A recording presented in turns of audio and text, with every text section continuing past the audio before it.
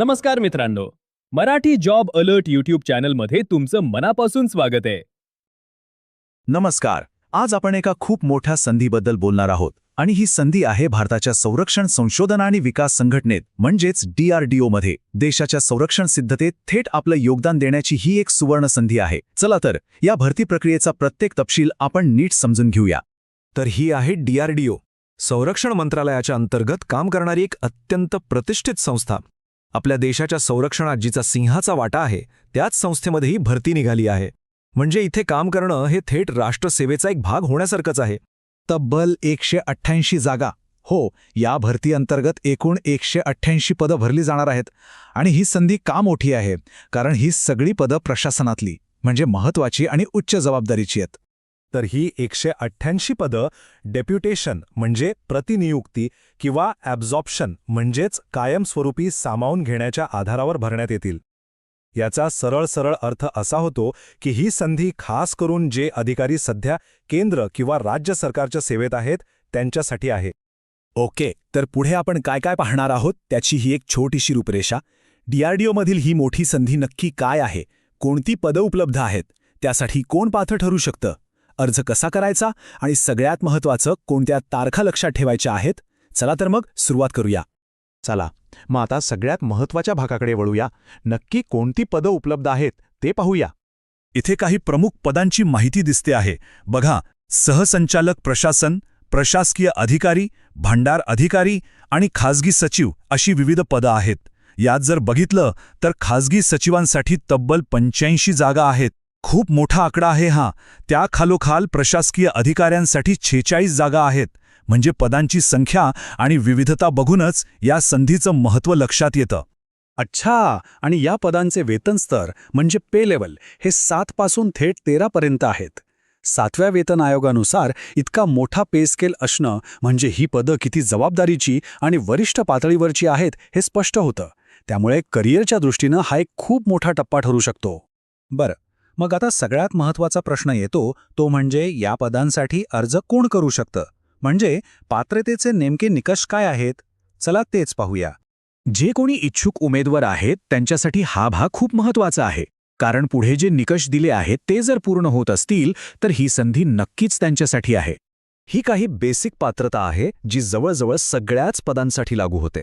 पहिली गोष्ट म्हणजे अर्जदार हे केंद्र किंवा राज्य सरकारमध्ये अधिकारी पदावर असले पाहिजेत. दुसरं म्हणजे ते सध्या समकक्ष पदावर काम करत असावेत किंवा त्यांच्याकडे आवश्यक सेवा अनुभव असावा. वयाची अट आहे 56 वर्षांपेक्षा जास्त वय नसावं आणि हो, प्रत्येक पदासाठी जी काही शैक्षणिक पात्रता आणि अनुभव लागेल तो तर असायलाच हवा.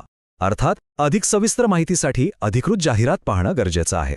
आता इथे एक महत्त्वाचा शब्द आलाय, ॲनालॉगस पोस्ट किंवा समकक्ष पद. याचा नक्की अर्थ काय, तर सोप्या भाषेत सांगायचं झालं तर अर्जदार सध्या ज्या पदावर काम करत आहेत त्या पदाची कर्तव्य, जबाबदाऱ्या आणि वेतन श्रेणी या सगळ्या गोष्टी ते ज्या पदासाठी अर्ज करत आहेत त्याच्याशी मिळत्या जुळत्या म्हणजे सारख्याच असाव्यात. हा निकष खूप खूप महत्त्वाचा आहे. हो, एक गोष्ट मात्र लक्षात ठेवायला हवी. आपण इथे फक्त एक आढावा घेत आहोत. प्रत्येक पदासाठी लागणारी अगदी नेमकी पात्रता काय आहे, किती अनुभव हवा आणि बाकीचे सगळे तपशील हे फक्त आणि फक्त DRDOच्या अधिकृत अधिसूचनेतच मिळतील. त्यामुळे अर्ज करण्यापूर्वी ती अधिसूचना काळजीपूर्वक वाचणं खूप गरजेचं आहे. चला, पात्रता तर समजली. आता अर्ज कसा करायचा ते टप्प्याटप्प्यानं जाणून घेऊया. ही प्रक्रिया अतिशय सोपी करून सांगितलेली आहे. बघा, अर्ज प्रक्रिया या 4 सोप्या पायऱ्यांमध्ये आहे.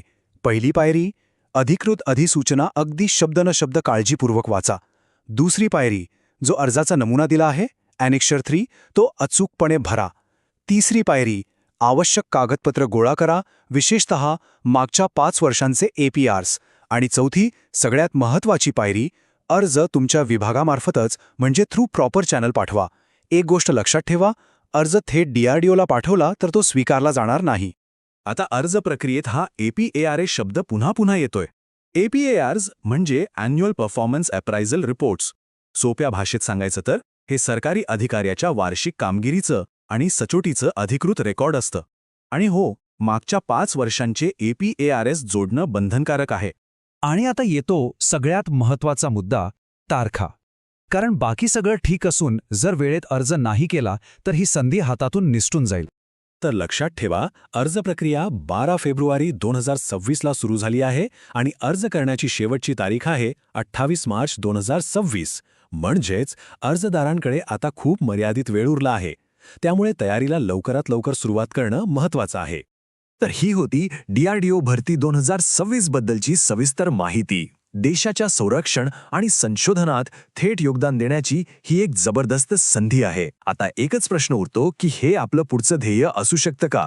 या संधीचा गांभीर्याने विचार करायलाच हवा. अशाच नवीन जॉब अपडेटसाठी मराठी जॉब अलर्ट चॅनेलला सबस्क्राईब करा आणि व्हिडिओला लाईक करा. धन्यवाद.